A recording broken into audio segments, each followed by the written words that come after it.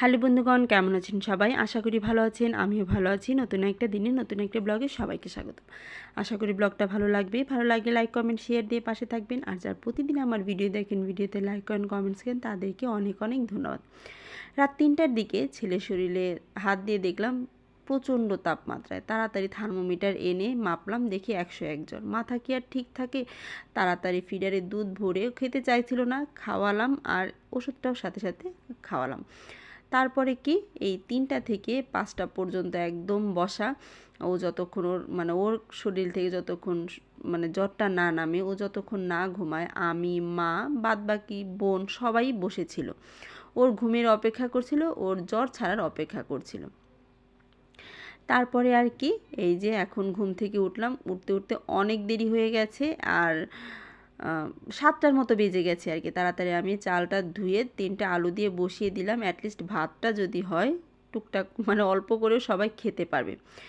তবে জ্বর আসার একটা কারণ হলো, সকালবেলা থেকে দেখছিলাম ওর নাক দিয়ে একটু জল ঝরছিল, প্লাস একটু একটু কাশছিল, কিন্তু সেখান থেকে যে জ্বর চলে আসবে সেটা ভাবিনি। এসে গেছে, এখন কি করার আর কি।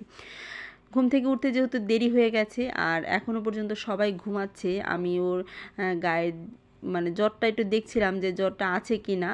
সেই সাথে মোবাইলটা দেখতে গিয়ে দেখি যে ৭টা বেজে গেছে, অনেক সকাল হয়ে গেছে। আমি তাড়াহুড়া করে উঠে ভাতটা বসিয়ে এখন টুকটাক কাজ করে নিচ্ছি। আর শুধু তো আর আমি জেগেছিলাম না, সবাই জেগেছিল।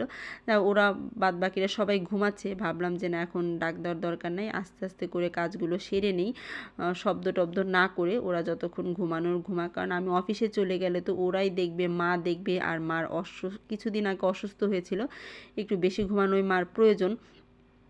তার জন্য ওইভাবে আর ডাক দেইনি, আমি টুকটাক কাজ করে নিচ্ছি আর কি যতটুকু সম্ভব।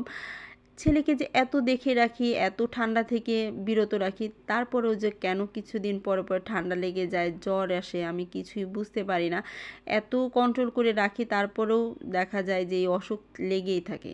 ডাক্তারের কাছে নিয়ে যাই, ডাক্তার বলে যে এরকম বয়সের বাচ্চাদের এরকম হবেই, প্রতিটা আবহাওয়ার সাথে খাপ খাওয়ানোটা ওদের জন্য কষ্টকর হয়ে যায়। তাই আবহাওয়া চেঞ্জ হলে ওরা অসুস্থ হবে, একটু সাবধানে থাকবেন, তাহলেই হবে। এই যে সাবধানে থাকি, কোথায় আর ভালো রাখতে পারি, সেই অসুস্থই হয়। ঠান্ডা লাগে, তা না হলে পেট খারাপ হয় দেখা যায়, আবার জ্বর আসে, এভাবেই চলে যাচ্ছে।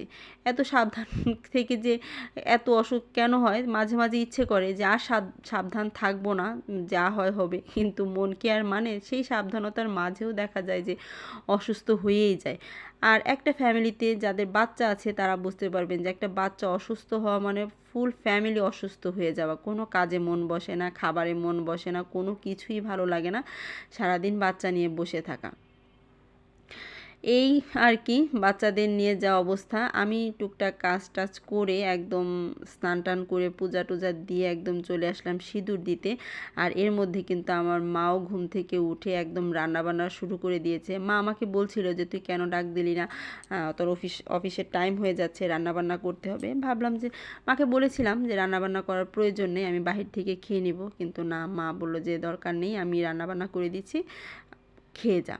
রান্নাবান্না করে এই যে একদম আমার সামনে গরম গরম ভাত আর তরকারি দিয়ে দিল। আমি বসে বসে খাচ্ছি। এখন তাড়াতাড়ি রেডি হয়ে যাব। আর আপনাদের সবাইকে বলে দিচ্ছি, আপনাদের বাসায় যাদের ছোট ছোট বাচ্চা আছে খুব সাবধানে রাখবেন, কারণ এই শীত, এই গরম যে অবস্থা, বাচ্চারা এখন বেশি অসুস্থ হবে।